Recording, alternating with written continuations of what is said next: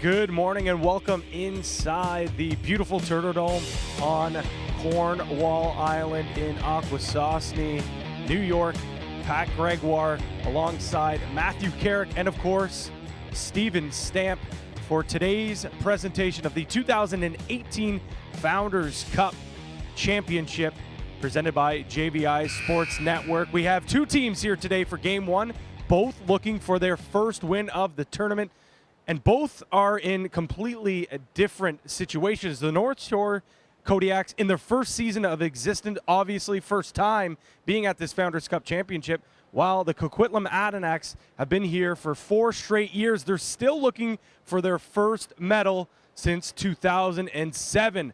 Both teams are getting ready to take the floor, so might as well send it up to the guys in the booth to get this thing going.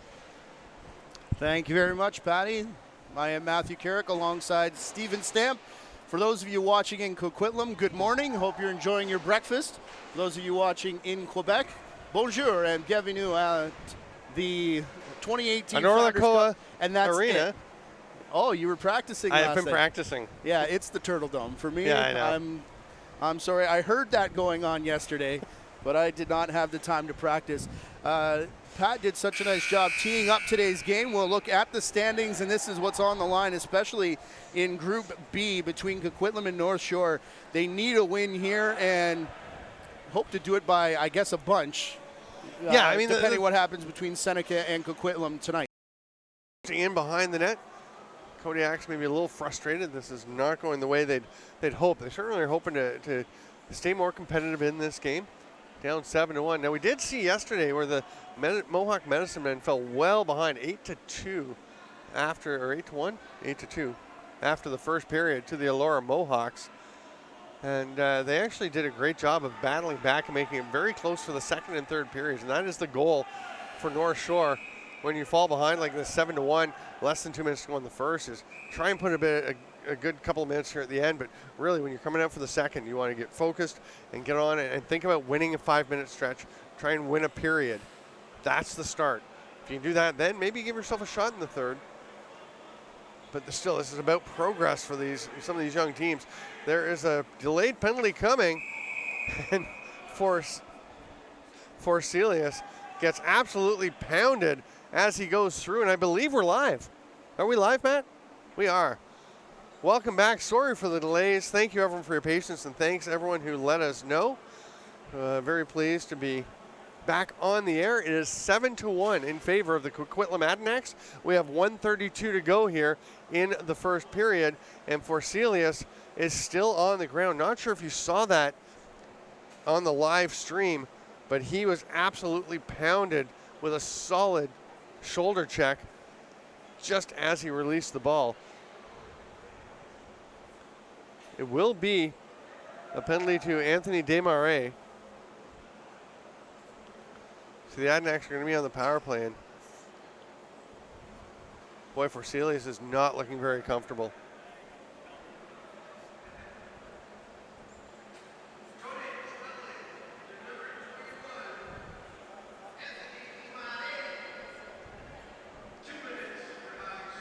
This is going to be a high sticking call. Let's recap what happened yesterday in the games. The opening game saw the Manitoba Blizzard beat the Saskatchewan SWAT 10-6 in Pool B. Pretty close game for a large part of it, but the Blizzard, using their veteran experience, managed to pull that one out. The other Pool B game would be Pat Gregoire. Which are the other two teams in Pool B? There's the results right there. So Manitoba and Saskatchewan and Elora and Mohawk are the other Pool B teams, right? Okay, so I was right. Elora and Mohawk are the other Pool B teams. Elora wins 16-6 in that game. Interesting, we were just saying it was 8-2, I believe, or 8-1 after the first period, and then 8-5 the rest of the way. So Medicine Men certainly showing that they're going to be a force to be reckoned with in the rest of pool play. Funk's shot goes wide. Matthew Carrick, you've been running around dealing with this apparently a weather-related issue that put us down for a bit. So we lost our internet, and yes. When I talked to the building, they said that there's weather coming, and Yes. that's what did it. So we're taking a feed off I guess it's a cell tower somewhere, and the weather interrupted that. And Okay. yeah, we do have actually very good internet. Yeah, it's been Ontario great. East is the company that helped us out with that here in the building, and they've had somebody on standby, and that was a fun 5 minutes right there. It's actually pretty quick getting the feedback when it went out because of the tower issue, and there are thunderstorms approaching today. So I hopefully think things it might are be all more right. than that. That was pretty serious looking outside. Oh, really? So we're into the final minute. The Adanacs still on the power play. Josh Funk will get it across to Smiggle. Takes it back from Basic. Nothing to the middle until now, and there's a little pick. The shot from behind it by Smiggle, but the stop by Perron. And North Shore has it. There is a 1 to 2 second difference between the shot and game clock. So North Shore can basically use the rest of the period. Looks like they're just trying to kill it. Andrew MacArthur holding on to it high. They're going into full penalty kill mode. They will have about 35 seconds left. Sorry, about 28 seconds left on the penalty when the period expires. But they seem quite content to just let these final few seconds tick off. And we will go to the first intermission with the score: Coquitlam Adanacs 7 and the North Shore Kodiaks 1.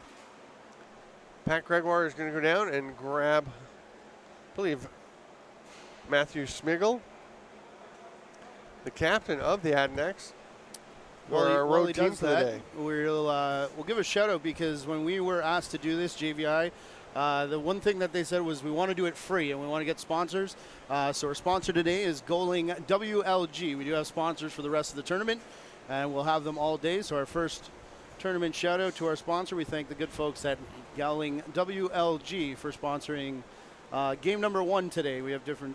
Could we use some more sponsors if somebody wanted to get the exposure you know what? and love of the lacrosse world? So JVI didn't actually handle that. It was done all by the tournament. So KARIWATE at live.com. And I think Pat Gregoire is ready. I saw before. Is this a case that you guys are kind of getting back to your basics, or did you have a little bit of the travel legs yesterday? Oh yeah, it was a little bit of travel legs. You know, we're just getting used to the humidity in here. It's so hot, and we're just meshing as a team better now. We had a night to bond. We're getting better. You talk about meshing and getting better as a team. One of the additions to this team, Trevor Funk, can you talk about maybe the boost that he's added to this offensive unit? Oh, for sure, yeah. He's coming around hard on those picks, and he's making really nice shots. He's a really good player. He's a great addition.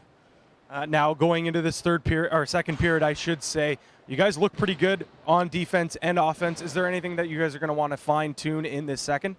Probably just getting our pick and rolls proper, and just getting our nice swing passes going, quick sticks, all that. All right, I know you're huffing and puffing, so I'll let you get back to the fellas. All right, when we come back, we will have the middle frame of action here at the Turtle Dome. Don't miss anything, because the action is fierce here on JVI Sports Network.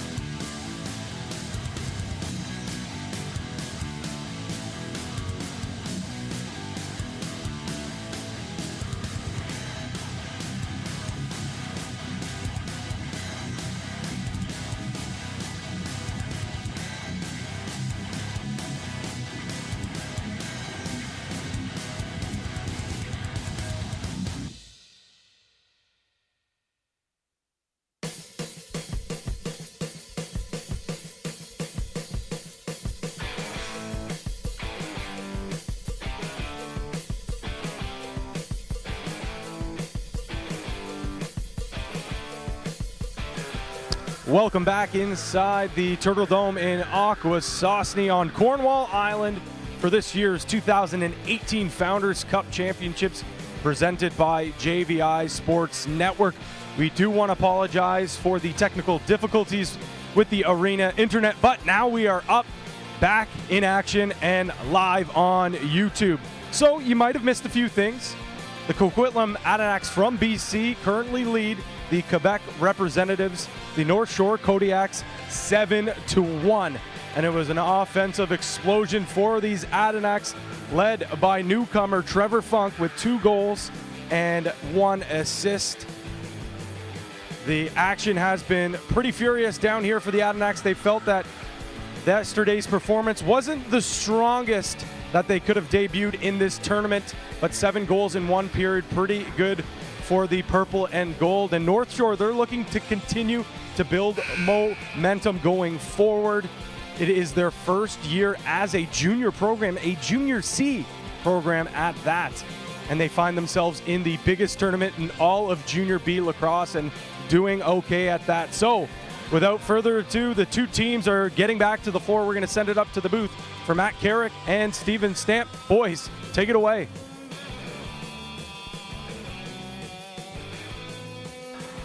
Thanks, Pat Gregoire, for that synopsis. Sorry again, everyone, for the lapse. It is black outside, and that inclement, imposing, impending weather apparently caused the disruption. We're hoping that we're going to be good the rest of the way. Right now, everything's looking pretty good, and we are pleased to be bringing you the 2018 Founders Cup from the beautiful Nope. I was doing so well before. Lakoa Arena, or the Turtle Dome, here in Akwesasne. I'm Steven Stamp with Matthew Carrick and Patrick Gregoire. Why am I calling you Patrick all the time? I don't know. And as I did it, you walked into a fan behind us. We are very thankful to have a big orange fan behind us that is keeping us. You heard Matthew Smigel talk about how hot, how muggy it is in this building. I think you could see, based on the interview, how sweaty it was after just 1 period, wanted the water immediately. Yeah, and he had about half of it in him while Pat Gregoire was asking him questions. Part of the running around doing the dressing rooms are actually air conditioned. I don't know all of them, but the one that I found where some of the equipment is wired into was... So that 5 minutes was 2 minutes of you dealing with things and 3 minutes of sitting in the cool? No. We are underway. Coquitlam wins the face-off. Trevor Funk has the ball. And are you ready? You good for, you want play-by-play back? Am I coming back? Take it. I'm good to do that. Thanks, folks, for being with us here on JVI Sports Network. Thank you to you for filling in. Anytime. I always do enjoy working with you because I know we've talked about this before. We feed off each other really well, and we know if one of us can't do it, the other one will just jump right in. But you and Pat, I think, will be the rest of the way. If Darius comes back tonight, I think Darius is back tonight as well, right? Yeah, for the 5 o'clock game, the Medicine Man game.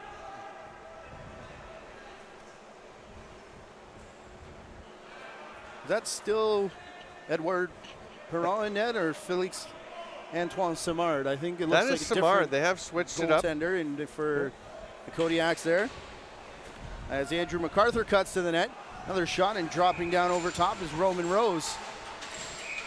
And that was Alexis Simard with the shot at the end there off the rebound. He is all over the floor. He is playing forward today. And the Simard brothers are one of the pairs of brothers. The others, believe yesterday we said that the Millers were not brothers. Zachary, who's out today, and Davin, number 22. There's a shot off the far post, another save on the rebound. But they're actually the sons of General Manager Terry Miller, who gave us all the information. There is a set of brothers on one team, or a set of players with the same name on one team that are not brothers. It may be the Millers from Coquitlam. I'm not sure. We've absorbed a lot of information over the last day and a half or so. Stuart Johnson trying to cut through the middle there. Ball ended up on the turf where it's picked up. Now turning and firing. Austin Nickel, the only goal scorer so far for the North Shore Kodiaks, as he gets the second one. Make it now 7-2. So Nickel spins and gets that shot off, and Roman Rose did get some of it, but it just slowly went across the line, and boy, it actually had a little backspin because it stopped about 3 inches behind the goal line there. Back to the face-off dot. Down by 5 now are the North Shore Kodiaks. As Alex Nimmo wins the draw, the face-off team will head off the floor. Andrew Miller directing traffic here to allow Trevor Funk to walk out over center. Another fantastic game, first period for Funk, who was spectacular offensively yesterday as our player to watch. Down on the crease, a spin move, and a beautiful goal by Brian Smith. Brian Smith, the very tall, very solid forward. We see him use his size, and I'll tell you, I remember being a tall teenager, and I was not that graceful. He is so adept at using his hands. He's got great hands with the size and really nice feet. I like the way he moves through traffic. You can see him spinning there and maintaining his balance as he was, and staying out of the crease. That is quite a combination of factors there. Great job, Brian Smith. For those who don't understand what people talk about when they say learning how to use his body, that's exactly it. Yeah, because we saw, Brian Smith was in the tournament last year. He was all right, but he's again, one of those players who's, you can see the progress from year to year as he has grown by leaps and bounds. Milligan coming out now. That's Josh Milligan on transition. Looked like they were going to have a 2-on-1, but the Kodiaks bench, as they pass by, about 2 or 3 players streaming off that. This is the quicker you would expect of the 2 periods. So Andrew Weber takes this off top. And a little shoving match to the side of the crease there. Official steps in between them. Jeremy Phoenix Lefebvre getting into it a little bit there with Trevor Gallant. And I don't mind that. You're down 8-2. You're here, as much as we've talked about North Shore being here for experience. There's a shot and a save, though, by Simard. You're here to get the experience, to grow, but you want these kids to be a little frustrated when they're falling behind. They're out here to try and win games as well. And I don't mind that they've got some edge going. Johnston goes to the net, almost found a spot on the far side that just slipped off the arm of Rose, and then I believe on the outside of the net of the post. Ball is still loose along the boards. Nobody's been able to possess it. Almost into the stick there of Endalis. And eventually he will wind up picking up the ball after a possession call, spinning and ripping the pass across. And Matthew Froese had to be acrobatic to catch that one. Coquitlam back with it as both teams made changes up the floor. Trevor Funk slowly jogs it to the far side as they've got a righty hiding here, but behind a wall of 3 Adanacs players, and one of them ends up in the crease underneath Simard, who gives them a little bit of shove to get out. And the ball did wind up in the net, but as you mentioned, the player well into the crease. No question on that call. We saw a goal get waved off in the first period because of the crease dive. Crease dives are allowed as long as the feet stay out. We kind of touched on that a little bit yesterday. And no contact with the ground, the net, or the goaltender is made on your way in. There's another shot that Rose stands his ground. Bounces off the stick, and Coquitlam will bring it back up the floor.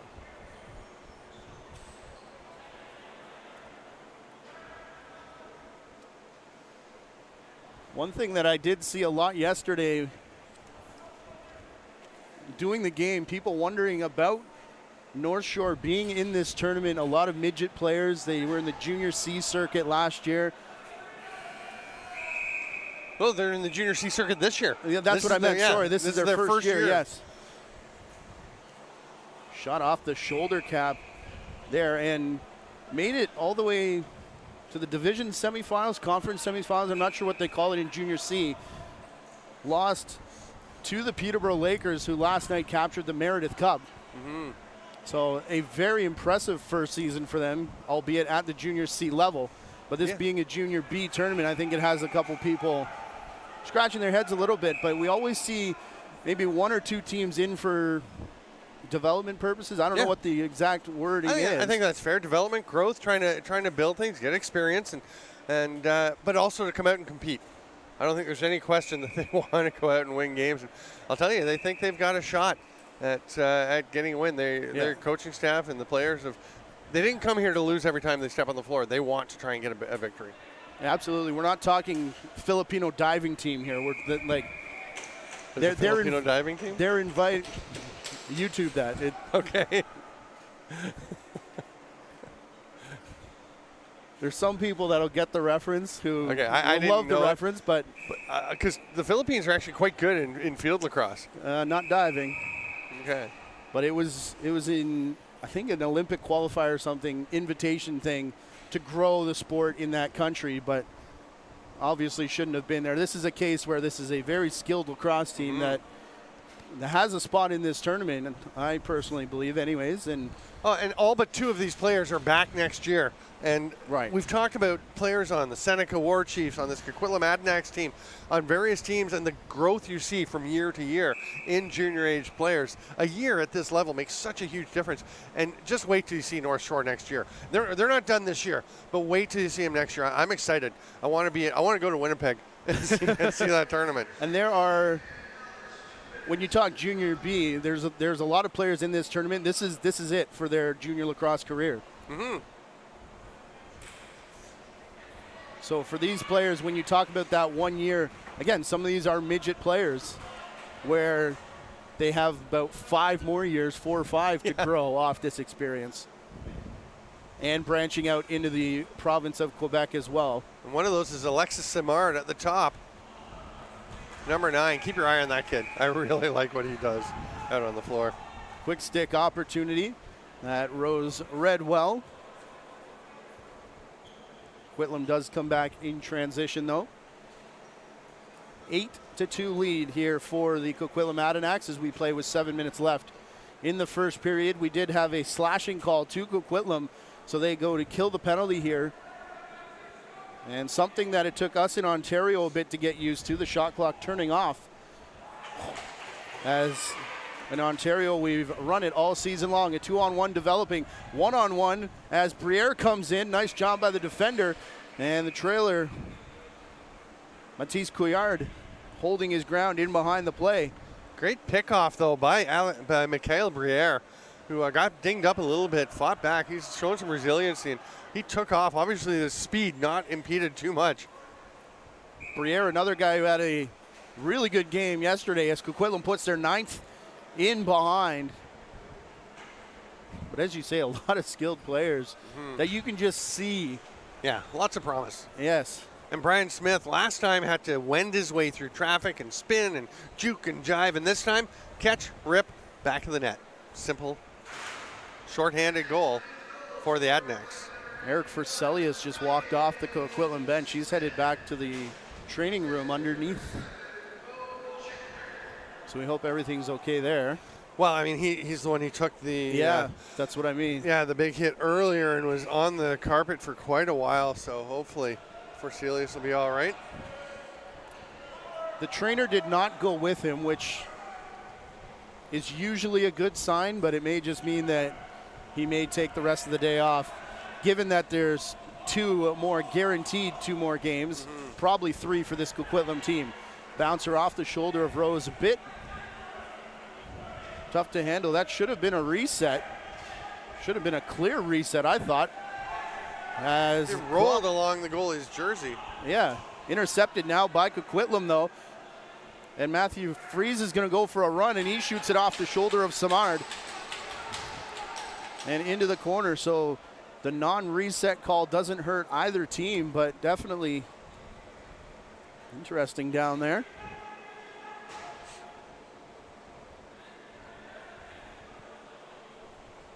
Shot clock is running now, 15 seconds, as the penalty has expired on Coquitlam. Simard with another save. Dragged out of the crease. And rolled through the change box by Nickel to MacArthur. In from the corner, a dive through, and the North Shore player caught the arm, it looked like, of Rose on his way by, and we're going to get a goalie water break. With all the goals we've been having, they didn't want goaltenders to use this as a timeout, so we haven't seen much of that. They won't take the water breaks after a goal for the most part. They don't want teams to get that chance to regroup, so they are trying to find times. So I think that's part of why it's not always after the midpoint of the period. A lot of times you will wait till the 10-minute mark. We've got 11:06 to go here in the second. Coquitlam up 9-2, but they take an opportunity around the midway point. We've seen it as early as 12 and a half minutes to go, or as late as 8 minutes to go in the half, to avoid exactly what you were talking about. Yeah, the explanation that I got was the goaltenders are allowed to ask, but if it seems like it's at an opportune time to ask, it may not be granted, and they'll do it at the next possible opportunity. But we have seen 11 goals now already through 30 minutes. They don't want to do it at the start of a penalty either. No. Which would, create a timeout situation without using one of your 2 timeouts. Yeah.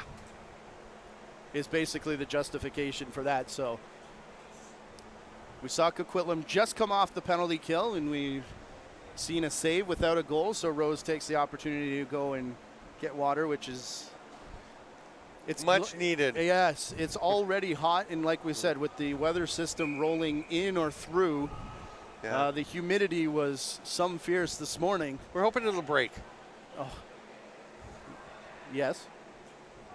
There's a few air-conditioned rooms that you can find solace in throughout the day, but Coquitlam come out of the water break, and a quick stick opportunity, and one that gets shot wide. I think that may have hit the safety netting up in behind Samard. Yeah. Which gives it back to North Shore. All of them on the far side of the floor for now as they now spread out. Oh, awkward bounce off the back glass. I believe it hit. Did it hit one of the standards there? There's a concrete post in behind where the viewing area is out on the concourse. It took a funny hop back and nearly bounced off Trevor Gallant and back into the net. Intercepted pass here, North Shore with it as it's shot in through the legs there of Rose, who collapses over top. He wasn't sure where it was, and you could see him trying desperately not to move. Well, and so many times, in an awkward position. So many times you see the goalie reach back like that, and it turns out it's not there. You could see from when it was uncovered, it was behind him and it was under his hand. So it's a good thing in that case that he went back. Delayed penalty coming to the North Shore Kodiaks. So Rose, after showing some flexibility, is now showing his, I was going to say showing his speed to the bench. He was fairly casual getting over there. I was wondering where you were going with that. Sidearm, probably 3/4 shot from up top. Will get the illegal cross-check call as a Kodiak player took down an Adanac over on the far corner. Today's game day sponsor for this 11 o'clock broadcast is Gowling WLG. So we want to thank them for their support of the broadcast and of the 2018 Founders Cup, allowing us to bring you free coverage. We did it for the first time 2 years ago in Orangeville, and they were the organizers here were, that was the first thing they said. We want it free. We want everybody to be able to see it. And Galimate Mitchell, I hope I did okay with the organizer of this tournament, and all kinds of volunteer help, did a fantastic job pulling this off in 6 weeks. Really impressive what they've managed to accomplish here. Yeah, so to Gawigale and Lori Gardner, the two that we've been in contact with anyways, we want to thank them and give a hats off. Like you said, putting this together in like 6 weeks' time. Smith almost had his hat trick in the period. He banged that one off the post. It was the inside of the post, but not enough inside, and it ricochets back out. Bonnie Rouet also an important player in this whole shebang. Eric Versalius was open on the crease as that one bounced off the post as well. He just couldn't handle it cleanly. As now another opportunity, this time Bo Shetner. That one way high as it got caught in the stick, it looked like. He's down there checking the shooters, I'm sure. Bounce pass to the front door. The Kodiaks will start this play. Shot clock off for the final 50 seconds here. And a drawn penalty in from the 2-on-1 and a shot. And that's just drive. by Austin Nickel as he gets held up and just keeps his legs going. They actually pretty much lifted him up off the ground. And and Austin Nickel just kept going. He was reaching for the carpet, pushing with those legs, and draws the holding penalty and still fights through the double team and gets that shot off. One of the easier calls Wes Kendall will make, I think, in this tournament. Unfortunately for Nickel, he had nowhere but the 5-hole to really go as he fell, and the big summer sticks just cover that right up. Now the shot clock will run again as we're 4-on-4 for 30 seconds here. 8 minutes left in the period. As Andrew MacArthur gets it back up top. He'll flip to Couillard. Pardon me, that looks like Andrew Weber. Yep, you're right. As it's now stolen. And the Adanacs will get it in. One in front of the crease, and the over-the-shoulder shot hooks in that stick as well and bounces and goes way high. Got a little steep. That was a 2-on-0 had they been able to make that connection, and Roman Rose is down on one up knee. with Rose. The trainer is coming out to meet him. He's looking at his left hand. Nope. Oh, he's throwing up. Yeah, he just vomited. Yep, very hot in the arena for sure. Oh.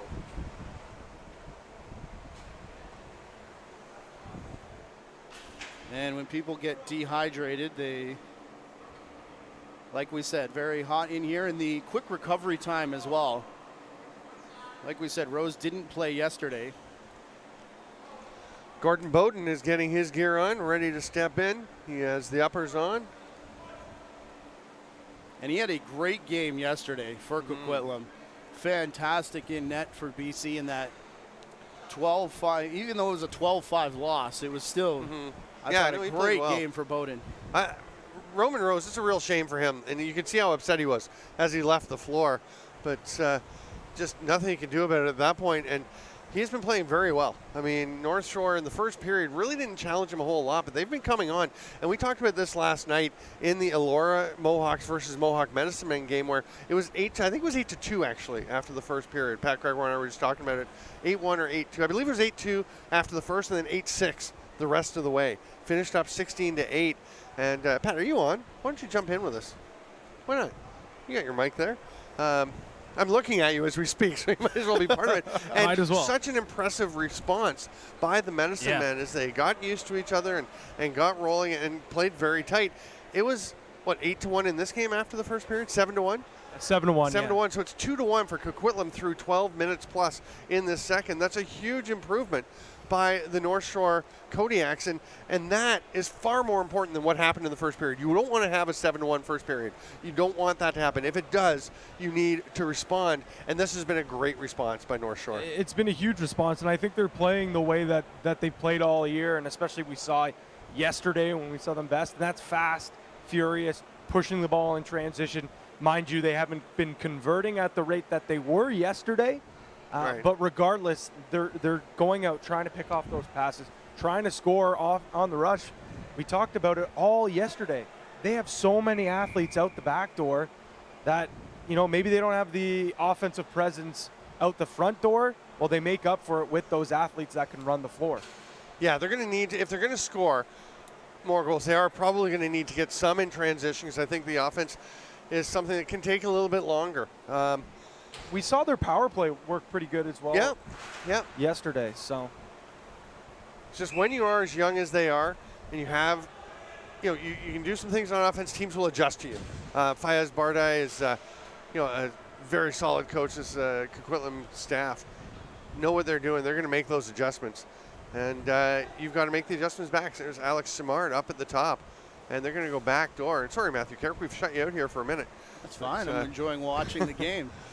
Goes up to the top. Stuart Johnston is on the power play. Playing mostly D today, but taking a step up. And there's a rip from the outside as Davin Miller lets that one go. Then gets the loose ball. I was actually looking off to my left, and Rose is just kind of sitting off beside the bench, laughing with his teammates. So it didn't look like any more than just a couple minutes there. But quick shot and a goal. Stuart Johnston, it looks like. And for Gordon Bowden, that couldn't be a whole lot tougher than step in basically on the power play. There was 3 seconds left in the North Shore penalty when play began after he came into the game. They just waited for that to tick off and go to the power play set. And the first shot that cuts through to him, I believe, was there was one earlier, and they got the reset on the shot by Miller. But so the second shot he faces that's is the an first. absolute That's the first rocket. one he got moving, I think. Yeah, and the other one was it's pretty a laser. straight on off the shoulder, and Straight down inside the post, just past the foot. with Bowden getting the start yesterday, he is their starting netminder, if I'm not mistaken, most of the way through the season. So he did the right thing, though. As soon as he saw what happened with Rose, put the gear on as if he was going in, which is what backups normally do. But definitely an awkward spot for Bowden to come in, because he probably thought he had the entire day off. That's usually something that's coordinated before the tournament starts. Right. I mean, I would be. I think it was fairly obvious he was coming in. Yeah, I think I wouldn't be surprised if in 6 minutes here when they go in, and maybe Rose gathers himself, hydrates himself. I wouldn't be surprised if he goes back in for that third frame. Hope so. Hope he's feeling better. Like I said, it looked like it anyways. He was sitting there. They've given him an ice pack just to put on the back of the net, cool himself down. As a shot there, a save from Samard. We've seen all 4 goaltenders now in this game as Desmarais brings it up the floor again. He gets back to the right side. In front of, I believe that's the Allura Mohawks watching this game. They'll be in action coming up at 2 p.m. local time. That's 1 o'clock for those Manitoba Blizzard fans who want to check their team out. Manitoba winning 10-6 over Saskatchewan yesterday, the opening game of the tournament, as Bo Chetner gets it back. That shot, the last one went sky high into the screening. That one tries a bouncer. That was a pass, I think, and it was actually tipped by the defender going through. A nice little passing play in front of the crease. Ends up in the stick of Marc-Alexandre Galarneau, and just over top of the net on the finish. At the other end, it had been Thomas Godbout with the deflection. I always love to give the defenders a little attention when they make a play. They don't get a whole lot of it. Scooped up there by Trevor Funk after it popped out of his stick. There's the handoff to Smith. They go back door, but it's just a little bit out of the reach of Alex Nimmo. You and I were talking off camera yesterday, trying to give as many players shout outs as we can. There's an example of a good crease dive. It was straight through the crease, although the feet stayed out. Yep. Didn't touch anything before the shot. And we get an great interference save. call as the entire pile goes down in the corner. Felix Antoine Simard, who went at first with the fake by Alex Nimmo, but came back, got the arm out there, and took away that little bit of space that Nimmo was aiming for. Chetner with it back again. He looks to the far half boards, and that pass falls errant, as I believe is that Brian Smith. He's been stuck on 2 goals for a while now, and just snake bit looking for that third. Big man down in the corner. Just outside 4 minutes remaining here in the period. As the Kodiaks player dances off the wall. What a play there. Took a big high stick, was taken down to his knees. The one-handed shovel shot bouncer by Davin Miller is enough to draw the penalty. So the Kodiaks will go back to the power play. They scored on their last opportunity, Johnston, and he is back out there for this man advantage. They'll try and take advantage once again. And I'll tell you, they get this one, you're 9-4. We talked about the first step when you have a bad period like that is to go out and have a good 5-minute stretch. They've done that. Have a good period. They've done that. They're 2-2 in this second period. Try and win this period, and then come back with more confidence and go after it in the third. Well, neither of these teams can really afford a loss. Like we said, Coquitlam has a big test tomorrow against Manitoba. So if you're North Shore, keep it close enough in the goal differential department now, as they were tied at a -7, Coquitlam and BC coming in. Great pickup by Buono. Anthony Buono gets it off to Andrew Miller. As Buono picking that ball up had Marc-Alexandre Galarneau, or Mag as they call him, M-A-G, They tend to go with the initials. I can see why in that case. And he was on the stick, and Buono just pulled the head of his stick right through that check. That is some power from Buono, and then gets it up the floor. And there's a pickoff, though, all alone, wide open power play breakaway. Here comes Froze off the bench.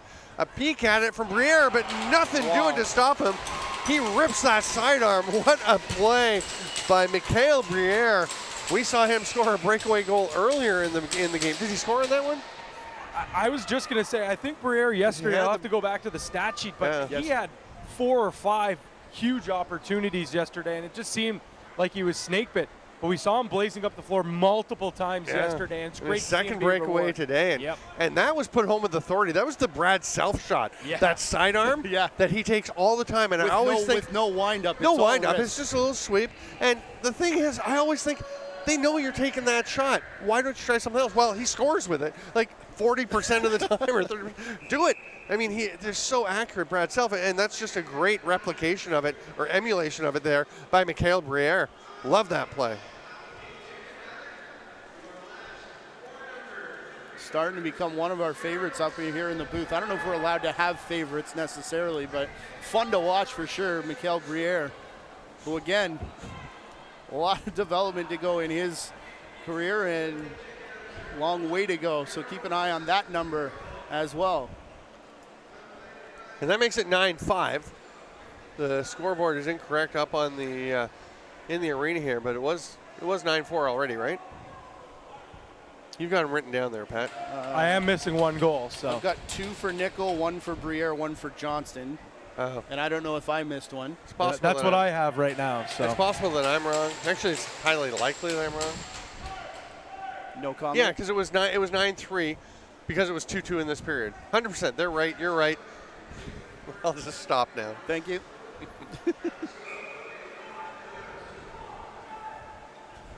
That ball leaves play as Coquitlam will take it over as we pass 2 minutes left to go here in the second period.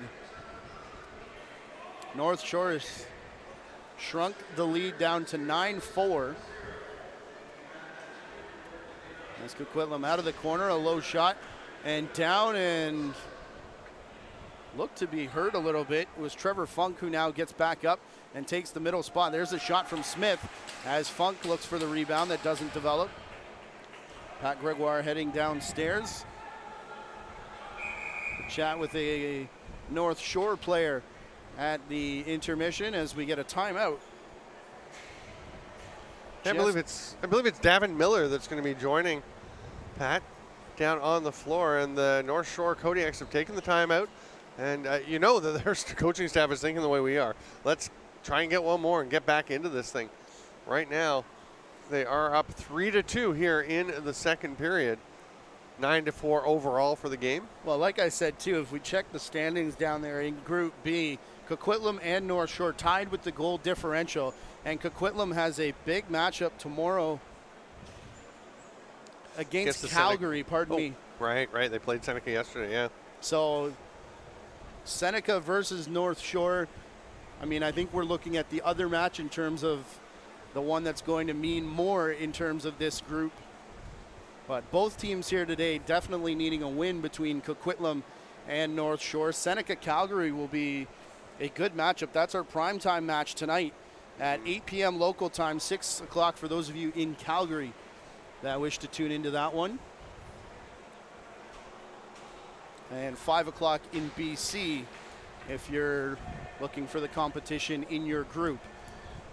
As our focus shifts to Group A at 2 p.m., Elora, Manitoba, and Saskatchewan versus the Medicine Men will be our 5 p.m.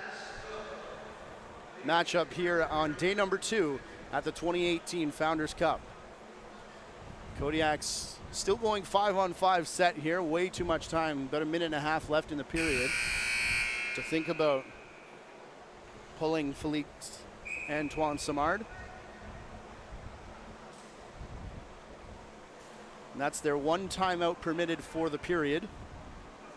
I don't think anybody took one in the first. So they should each have at least one heading into the third period. Rose looked like he almost ducked out of the way of that shot, but still managed to get the shoulder on it. And a second gear move to try and get around the corner by Buono. And they're going to say it did go off a North Shore player. I imagine the goaltender Simard that it touched, so Coquitlam will. I was going to say it looked like Simard made that save. It was a huge pickup by Andrew Miller in the defensive zone for Coquitlam with Stu Johnston and another Kodiak right on top of it. Now with 52 seconds left, the Kodiaks have it back and they have a delayed penalty coming. Big save, Gordon Bowden. As he saw a man right on top of the crease. That's Jeremy Phoenix Lefebvre, one of the 4 midget call-ups playing for this North Shore Kodiaks club this week.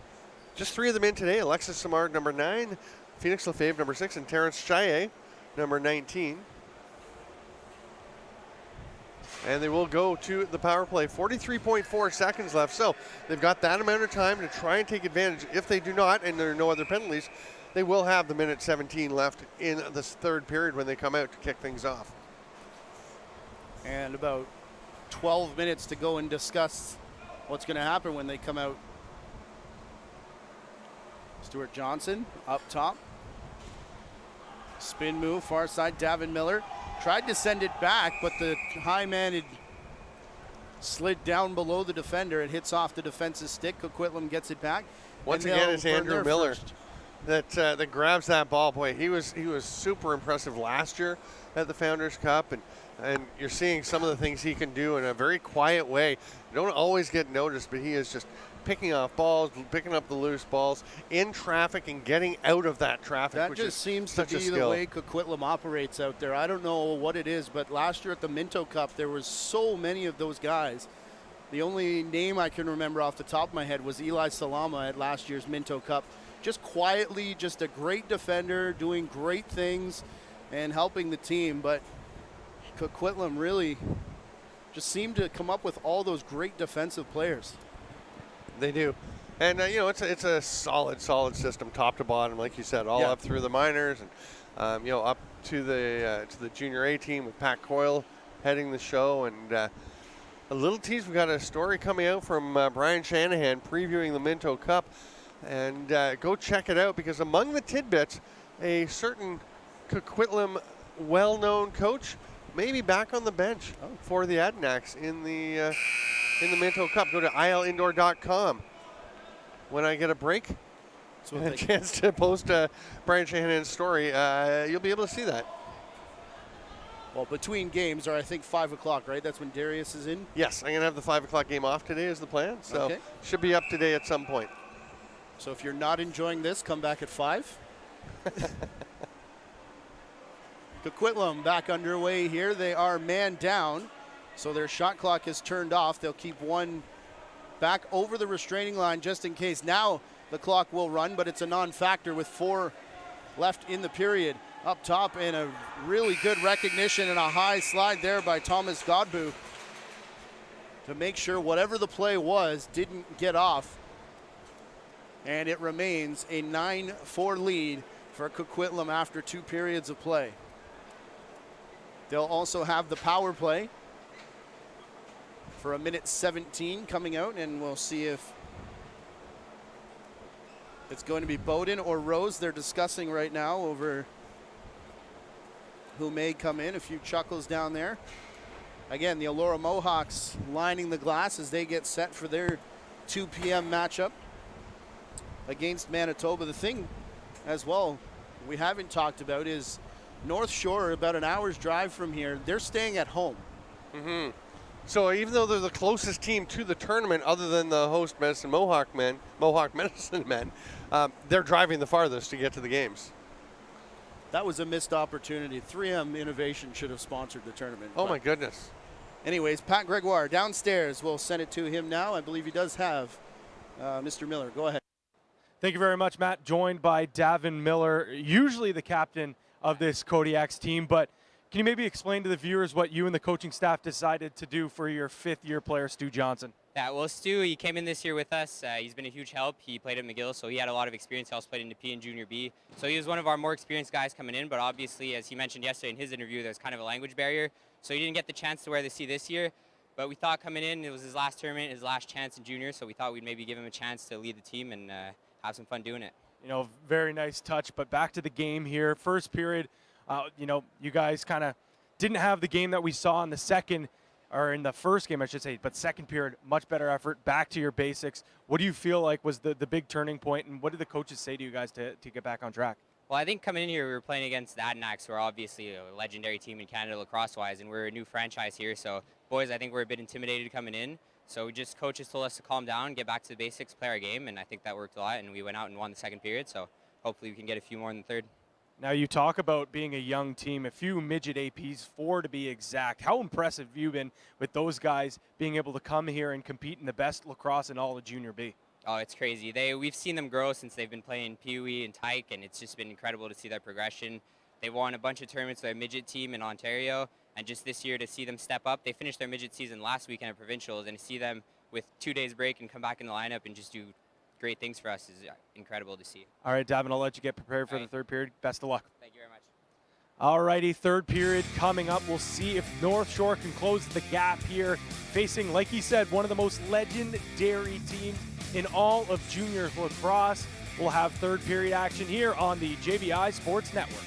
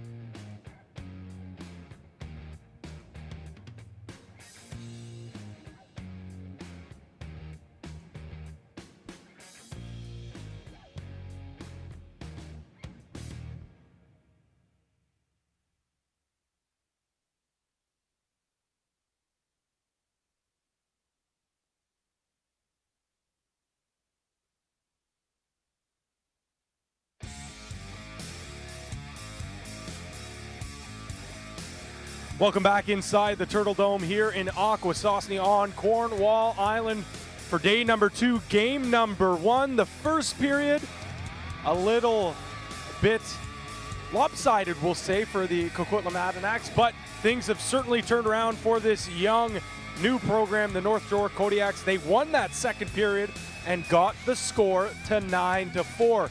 We have the final 20 minutes here in game number 1, of course, unless we go to overtime. So the two teams getting ready to take this opening face-off. We'll send it up to the boys in the booth. I can't believe you just said that word, Pat. The O word. Oh, I thought you meant he called us boys. Oh, that's fine. It makes me feel youthful, unlike my vision.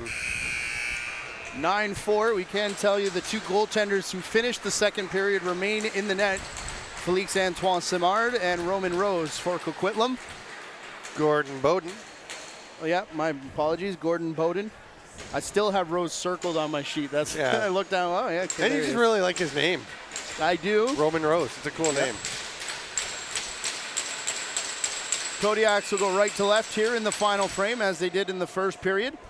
As a bit of a scrum draw. Where is it? It got stuck in the back of the stick of Andrew Weber. I don't even know if it was stuck. I think he just rolled over and it happened to be there, because as soon as he turned it upside down, it dropped. Coquitlam will still get the possession. Yeah, the officials looked like they got confused by that as well. It is a North Shore power play for a minute 5 seconds, so no shot clock here. So that's a pretty big deal, that face-off violation call, because that means Coquitlam has the chance to kill the rest of this man disadvantage. I found that weather we were having, a big crack of thunder over our heads just as this period gets underway, so we don't expect any more issues, but if it does happen, we do apologize. That's what took place in the first period. We do record backups of all of our games that we can upload at a later time if the need arises. Matthew Smeagol now circling. And this has taken already 45 seconds off of the penalty time. Funk getting close to the line. Recognizing there was Ben Jobin trying to push him back over. I think it may have been Terrence Chaillet, actually. And then a well-timed stick check by Godbout forces that Coquitlam shot into the corner. That'll basically do it for the Kodiaks power play. So you're right, that face-off violation, a big one to give them possession and get them back to 5-on-5 as Smith now rejoins the play. Smith to the corner. He goes right to the front of the net as that shot arrives. It bounces just wide, and then a trip there from Smeagol as the Kodiaks player ends up working in all alone the shot and the save made by Rose, although he looked a little bit awkward in doing so. Great wheels by Jeremy Phoenix Lefebvre as he takes off. And again, these young North Shore speedsters who are really doing a good job of protecting the stick on their way to the net. Tie up in beside the crease, and they're offsetting minors coming here to Trevor Gallant, and I'm not sure, can't quite see the number on the Kodiaks player. It's Matisse Couillard. Oh, no, sorry, it's Alexander Bro.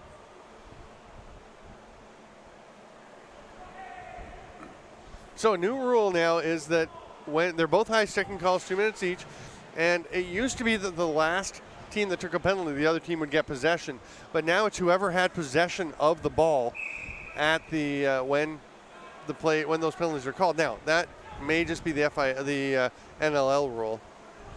Well, they were immediate offsets as well. Yeah, they're at the same time. I don't think there was a penalty coming until he took both. Yeah, and Coquitlam had it when the whistle was blown. Excellent point. I think this is an interference call. And I do apologize. We've been bouncing around amongst Rulebrook's, being in Netanya for the World Field Championships, and then Saskatoon for the World Junior Lacrosse Championships of box, and then here.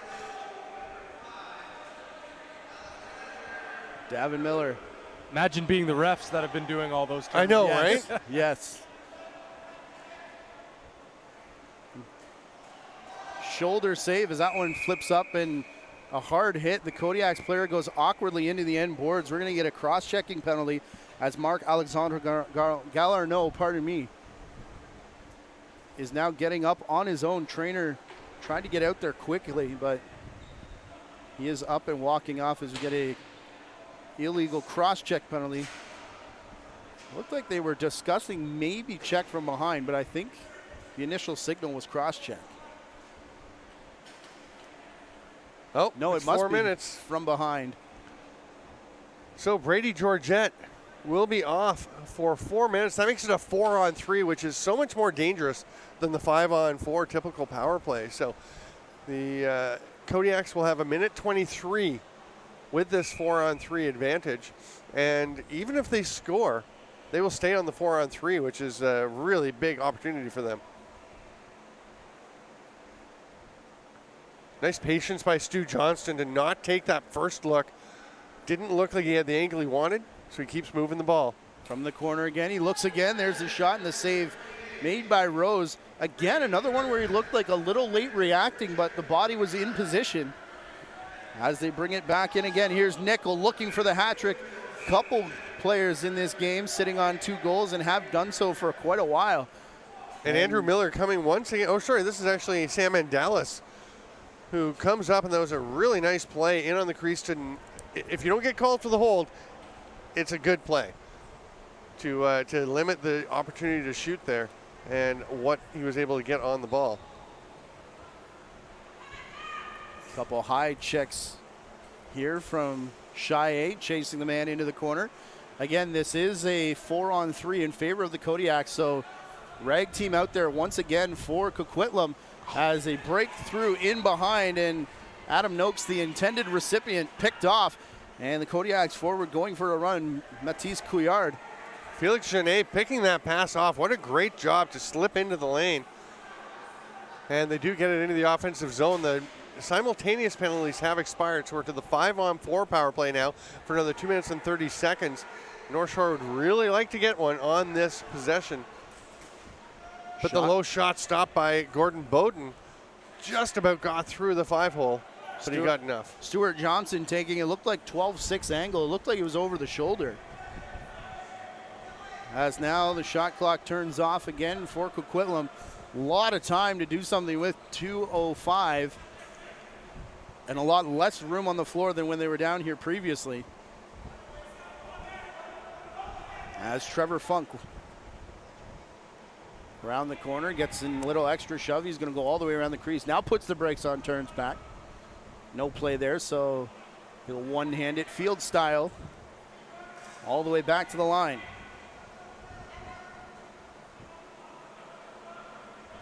Check from Desmarais, now spies the ball carrier. Funk still with it. He's Fitbit must be in overdrive right there as he circled the offensive zone about 2 or 3 times before finally attempting the crease dive. Pardon me, that was Matthew Smeagol, not Funk.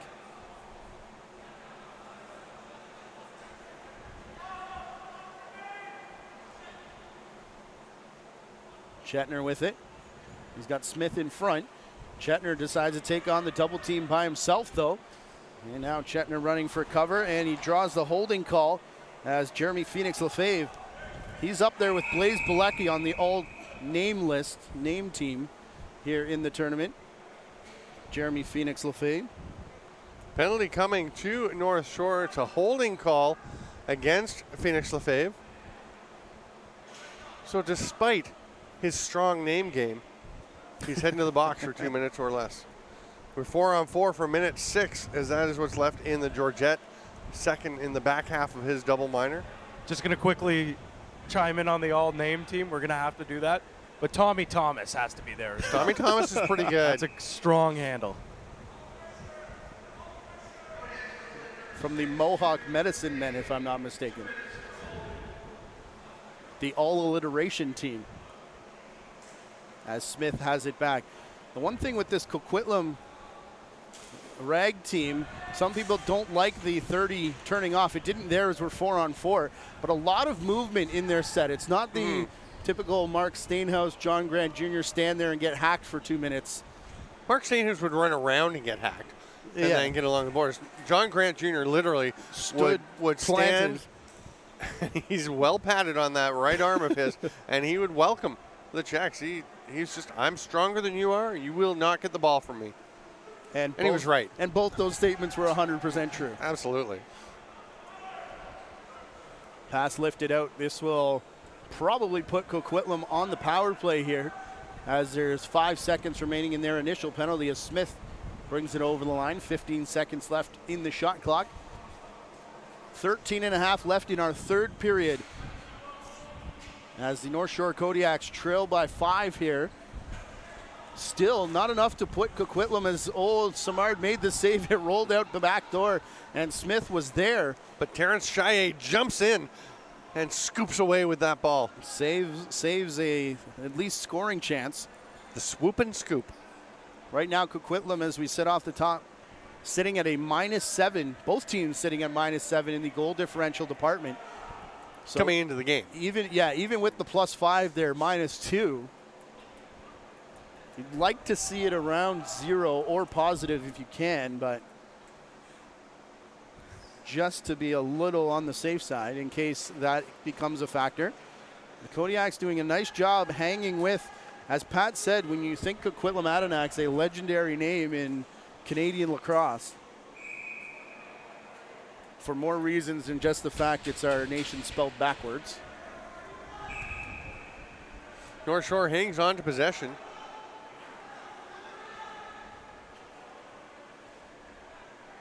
Big shove by Riley Merritt up top, just as it looked like Matthew Labarge was about to take a shot. Funk already off the bench now.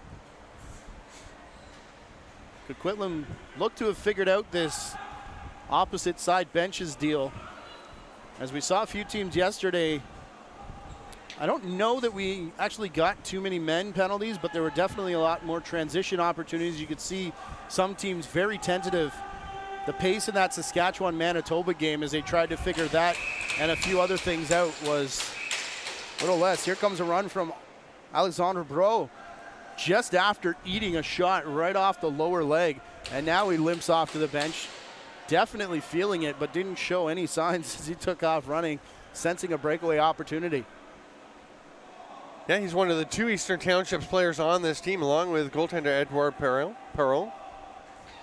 Spin and fire, just Andrew MacArthur just not in a good body position, receiving that pass, and just a little extra tick. The loud Bowden to get in position. No goal on the crease. I thought it was good. If we had a chance to take another look, that'd be perfect, but that was Austin Nickel chasing down the Coquitlam player, and just a little shove in the back. Definitely not enough to cause any kind of a call, and that may have been just enough to propel him into the inside of the white line. Marc-Alexandre Gallarneau putting it in the corner. Errantly bounces back up top before a shove from MacArthur. Now that is a big double team that North Shore just put in the corner. As it's brought back, still fighting over the loose ball that's found its way all the way down the floor.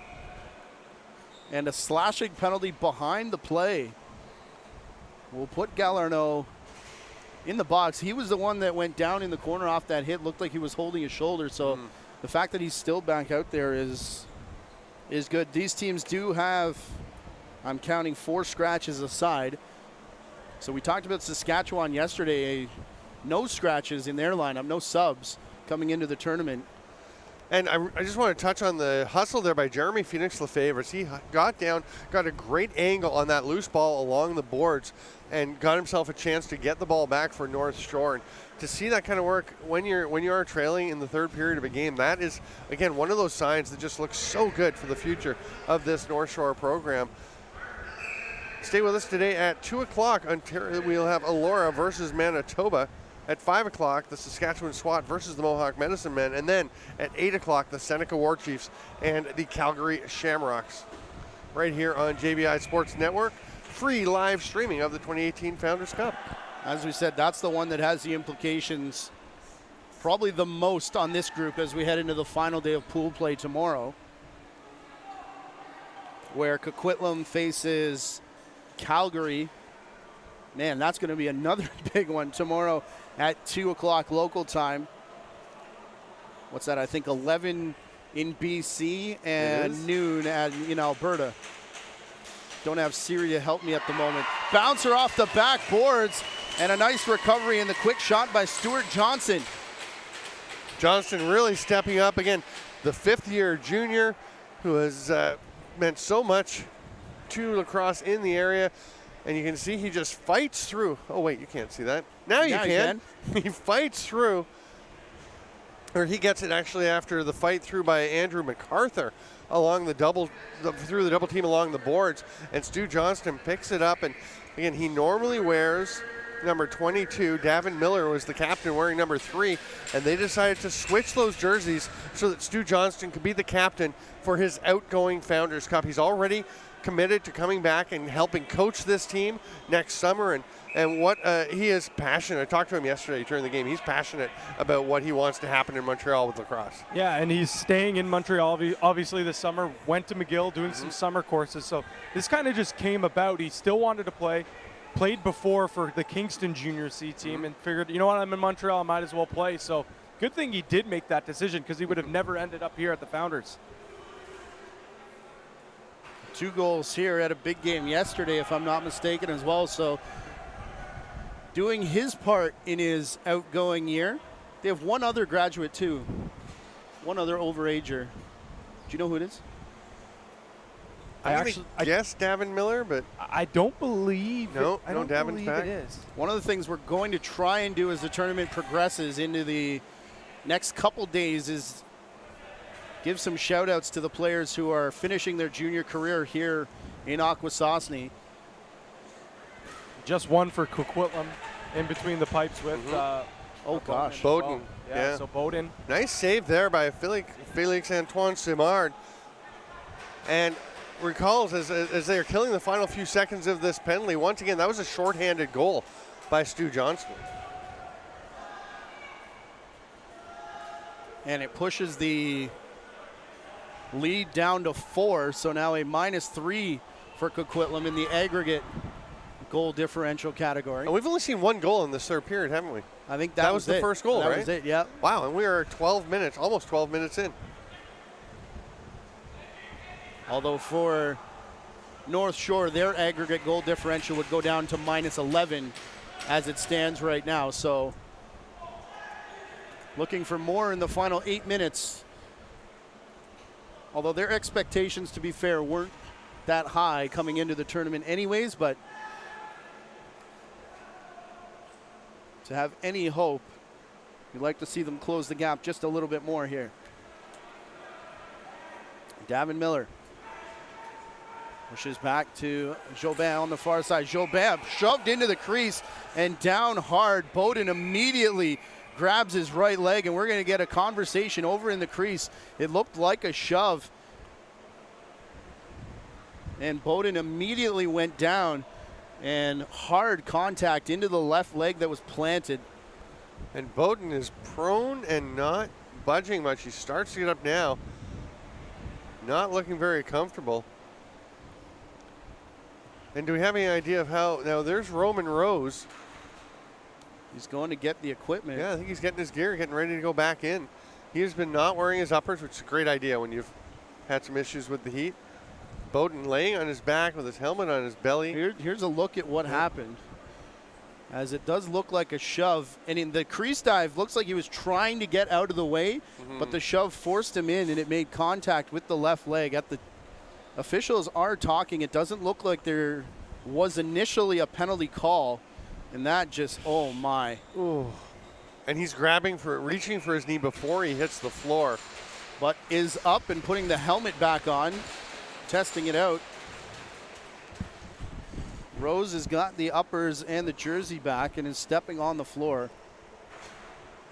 Usually when the helmet goes back on, though, Yeah, looks like he's staying in. He's adjusting his net. And Andrew MacArthur has gone to the penalty box. The official went over near the North Shore bench and indicated they needed him. Oh, wait a second. They've put 18 up, Ben Jobin. And I don't think Ben Jobin was on the floor. I know it was contact, and I know he was down, but looking at the replay, which, as we talked about yesterday, these guys have to do it in the moment. Yeah. I didn't think on second look that was a penalty. There was a shove, but the direction of his body looked like he was actually trying to avoid that contact. Yeah, and I mean, intent is one thing if you're trying to avoid it, but you actually have to avoid the contact. Right, okay. So, anyways, it is a power play for Coquitlam as they go back to Smith, who was up top this time, takes the bit of a weak shot that goes in on Simard, maybe trying the change-up. As Chaillet runs in. Chaillet still with it, tries to swim move. As the rag team is out there for the Kodiaks. A lot of time to work with, and partial triple team is the one that's going to knock this ball free. Where it's shoveled back by Buono. we are under 7 minutes to play. It is 9-5 in favor of Coquitlam here in the third period as they labor on the power play. Chetner winds it up, rips another save by Simard. Ball bouncing loose and is snagged there by Nimmo. He sees Funk up top. He's going to hand it to Basic. And now it moves across to Funk. Brian Smith. Skip pass. Sidearm rip by Nimmo. That's going to go back over the restraining line. Hustling after it was like Funk. Matisse Couillard. But it goes back to Coquitlam and a bury. What a Basic rip by Jeremy Basic. As you said, the Kodiaks defender got high here and maybe a little bit out of position. And that forces only 3 back, and they weren't really sure how to cover that with the top man missing on the right shooter side. So they opted to just leave him all the time in space he wanted to shoot. Yeah. Let's question that decision for them. But again, those are the things you learn when you get into a position like this. And Basic lets that one fly, finds a perfect spot. Well, in that case, it's recognition first and communication second. And I'm not sure which one of those failed, but definitely it was a box that was missing a top post and a lot of time to shoot. We can make it 10-5 here for Coquitlam with 6 minutes left to play. North Shore continues to press, though. Froze ends up knocking down that shot and controlling the rebound as he'll get it back to Andalis. A little shout out to Pat Gregoire, who's jumped in and learned how to do replays today. Replay op. He's working on it. Well, Yeah, let's not get ahead of ourselves here. Well, we're not going to rev things up. We'll pump the brakes a little. But we got a couple replays there. Nice battle there once again. Shot clock expires just as the Kodiaks pick it up, and they had one down the floor but didn't quite get the quick reset from the official, which allows all 5 Adanacs to get back in position. We are 5-on-5 again, although the one Kodiak player facing 3 Coquitlam defenders going after the loose ball, and now North Shore with the advantage. They'll lose it, though, on an interference call, as they had a 2-on-1 right in front of the timekeeper's bench.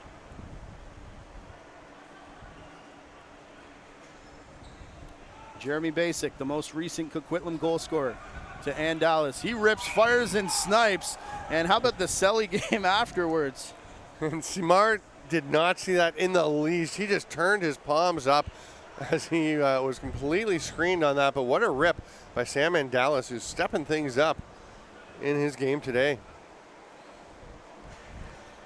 You'll see it here, the little lob pass across from Jeremy Basic, and just lots of time. A nice pick by Brian Smith. And Stu Johnston was not able to get through that and across to take away the shooting lane.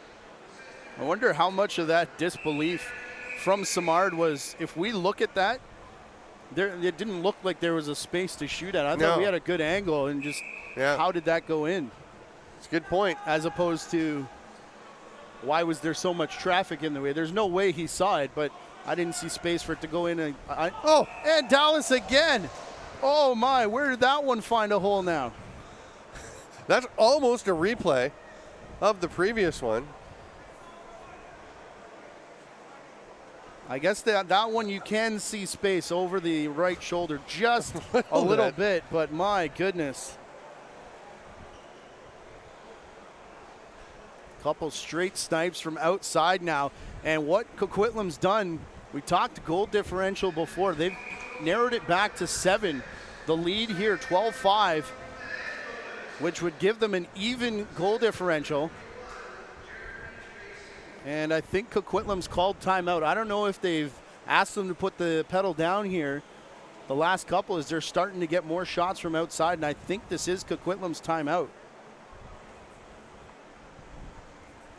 So as we slip into the final few minutes here, and Coquitlam with a couple of goals to pull ahead slightly, and boy, that Sam Andalis, that is some laser shooting that we've not seen from him before, and that again speaks to, in a junior program especially, I mean in any program, but especially in a junior program where you have the constant turnover.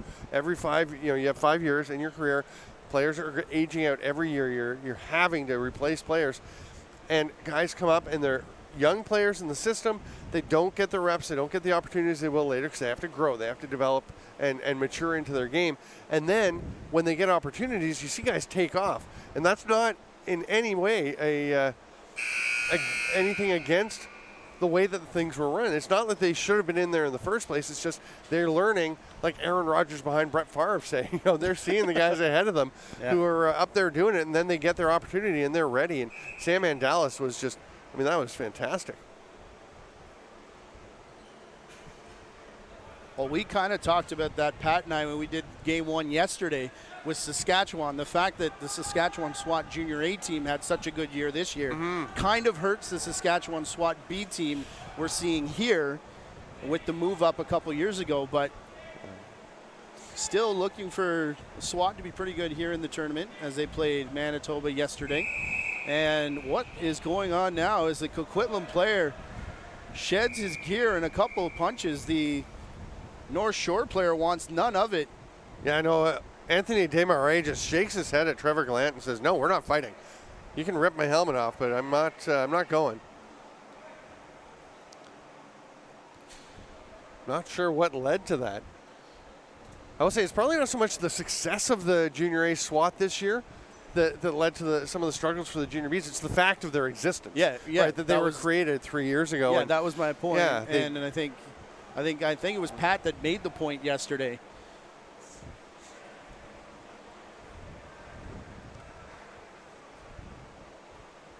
Try and see if we can see the beginning of this here. It'll be on the right above the crease. Yeah, something had to have led to that. Yeah, because Gallant just grabs the face mask of Anthony Desmarais, yanks it off, is throwing punches, and Desmarais just uses his reach to hold him at bay. You actually see him shake his head right at the end of that clip. Like, as in, nope, not going to happen. But something between Desmarais and Gallant leading to that altercation. 3:46 to go here in the third period, and it is, as you can see, 12-5 for the Coquitlam Adanacs. So Desmarais got 2 on the board. Gallant is getting the gate here, as he's got 2 on the board. Too rough and 10, perhaps. They're sending Desmarais as well, and he's befuddled. Yeah, I'm befuddled. Yeah, me too, a little bit. What? No, you cannot kick him out. Come on, man. Yeah, and his coach, I love that. His coach just steps in and says, just go. Just go. We'll talk to him. I don't think you can make it much more clear that you're not fighting. Well, that's why I'm not sure that, well, a fight is 5 anyways. That's why I think it's more a 2 and a 10 for gloves down and etc. But I do kind of agree with you. Desmarais was clearly the non-aggressor in the situation. Anyways, his game is done with 3:46 left. And 12-5. Final shout out to Gowling WLG, our sponsor for this 11 a.m. game here at the Founders Cup, day number 2. 3 more coming your way here from Akwesasne, the Turtle Dome here on Cornwall Island. Nice save there by Simard, reaching the arm out to stop the opportunity by the captain Smeagol.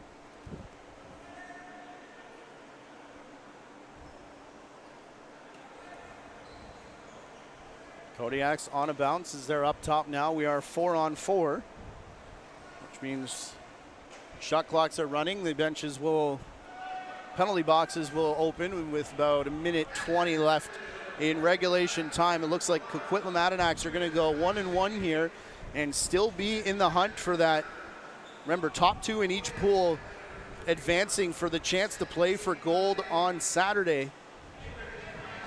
And North Shore looks like they'll be in the Tier 2 bracket, the Tier 2 championship coming your way 11 o'clock on Saturday. Yeah, tomorrow's game against Calgary will be huge for these Coquitlam Adanacs. Basically the winner of that. And Calgary with a big task on their hands today, Right, facing they've got Seneca so tonight in the prime time game at 8. I mean, we could get one of those if Seneca or if Calgary can take Seneca out tonight, and then if Coquitlam could continue to play like this and could beat Calgary, you get that 3 teams. The shot from the other side stopped by Bowden. Well, then we have 3 teams at 2-1. Then we go goal differential formula, if I'm not mistaken. Goal differential. Pat shaking his head. We sort of discussed last night. Yeah, it would go down to goal for formula, like you mentioned, which is goals for divided by your goals for and against added together. So if your head didn't explode after that. Common goals. Common goals, yes. Correct. And if there's still not as opposed to uncommon goals?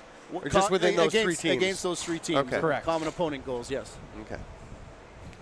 I thought we were going to have like a special uncommon goal. I didn't actually, but that sounded if we're trying to make it clearer for those at home. Sorry. Now Smith over to the far side, a one-handed swim move. One-handed, the other-handed. Matthew Smeagol putting in work on the far side as the shot clock low. And the swipe attempt there from Smith. His stick ends up in the corner. 5-on-5 with 1.5 minutes left in regulation here. As Chaillet slows it down, now puts the gas on. As Andrew Miller, another good defensive slide, just quietly. Man, you mentioned him earlier, just watching the little things that he's doing. Yeah. Yeah, I'm a pretty big fan. A tip there using the size is Andalis reaching up over the top. We saw 2 snipes. Does he have another one in him? Looks like he was slowing up as he crossed center. Maybe 7 is enough here for Coquitlam, or they feel that way, to get the goal differential back to even. Another few swipes coming out of the corner, but nothing more will come of that. Yeah, from what you're saying, if it did wind up in the 3-way tie we talked about, this game would be irrelevant for goal differential, right? Because it would be between just common, just among those 3 teams. Not even common opponents, because they're all playing North Shore. Yeah, the goals in this game would not count. Right. But the goals that happen between Coquitlam, Seneca and Calgary are the ones that would. Because it's not actually common opponents, because it's a round robin. Yeah, within the group. Common opponents meaning the common 2 that you're tied with. As we get a shot clock violation here against North Shore. Would that be considered head-to-head goals for? I think there you go. I think maybe that's a better term. I believe that would be the term. Because the next step, if that doesn't break any ties, is you go to overall. So overall as opposed to the ones you're tied with. Anyways, 12-5 is the final score here in favor of Coquitlam. They move their record to 1-1.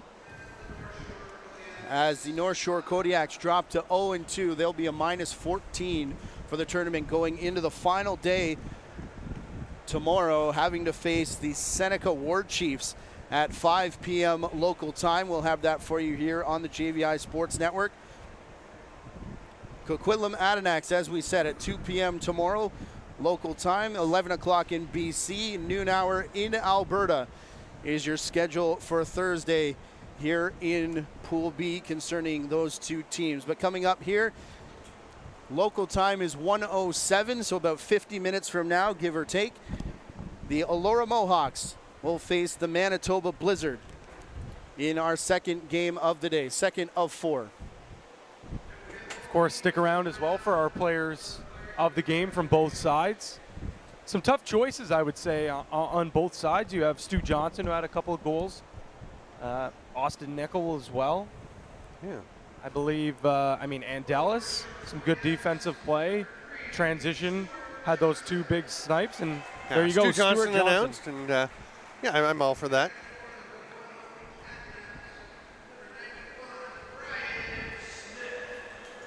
The big man, Brian Smith, gets the honor for the Coquitlam Adanacs. Again, any number of players could have been. I might have gone with Andrew Miller. Andrew Miller would have been definitely a good choice.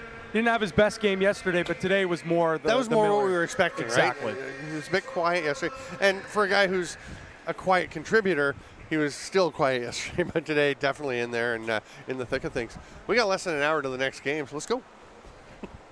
Next game is Ontario, Manitoba, and it comes your way 2 o'clock Eastern time. That is 50 minutes from now here on the JVI Sports Network. On behalf of Pat Gregoire, our host, interviewer, and replay operator, and our color man, Steven Stamp, and our rest of our JVI Sports Network crew, thank you for tuning in.